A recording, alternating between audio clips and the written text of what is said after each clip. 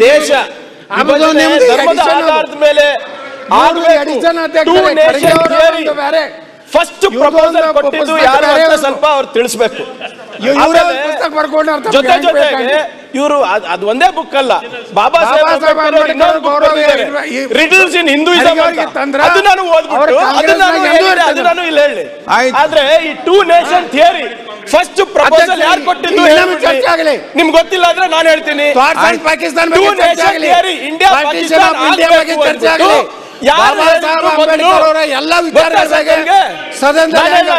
ವಿಶ್ವೇಶ್ವರ ಅವಕಾಶ ಕೊಟ್ಟಿದ್ರು, ಹಂಗ ಅವಕಾಶ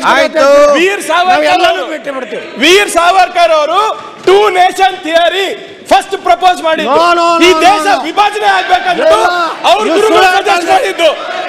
ನೋಡಿ, ಇತಿಹಾಸ ಕಳ್ಕೊಳ್ರಿ, ದಾಖಲೆ ಕೊಡ್ರಿ. ಆಯ್ತು, ಮಾತಾಡಿದ್ರಲ್ಲ ಗುರುಗಳ ಬಗ್ಗೆ ಇವರಿಗೆ ಗೊತ್ತಿಲ್ಲ. ಆಯ್ತು, ಚಾಲೆಂಜ್ ತಿಳ್ಕೊಳ್ಳಿ. ಬಾಬಾ ಸಾಹೇಬ್ ಅಂಬೇಡ್ಕರ್ ನೆಹರು ಅದ್ರ ಬಗ್ಗೆ ಆಕ್ಷೇಪ ಮಾಡಿದ್ದಾರೆ. ಮೀಟಿಂಗ್ ಇಟ್ಕೊಳ್ತೇನೆ. ಎಷ್ಟು ವರ್ಷ ಅಂತ ಹೇಳ್ತೀರಾ ಸರ್? ಸಾವರ್ಕರ್ ಅವ್ರು ಏನ್ ಮಾಡಿದ್ರು ಅದನ್ನು ಹೇಳಿ. ಕಾಂಗ್ರೆಸ್ ಪ್ರಿಯಾಂಕ ಆಮೇಲೆ ಸರ್ ರಿಡಲ್ಸ್ ಇನ್ ಹಿಂದೂಯಿಸಂ ನೋಡಿ ಓದಿದ್ದೀರಾ? ಪ್ರಿಯಾಂಕ ಅವರೇ, ಬಾಬಾ ಸಾಹೇಬ್ ಅಂಬೇಡ್ಕರ್ ಹೇಳ್ತಾ ಇದಾರಲ್ಲ,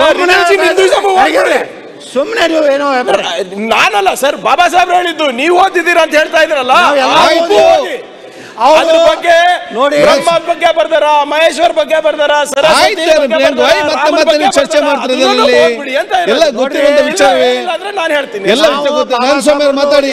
ವೀರ್ ಸಾವರ್ಕರ್ ಓದಿವಿ.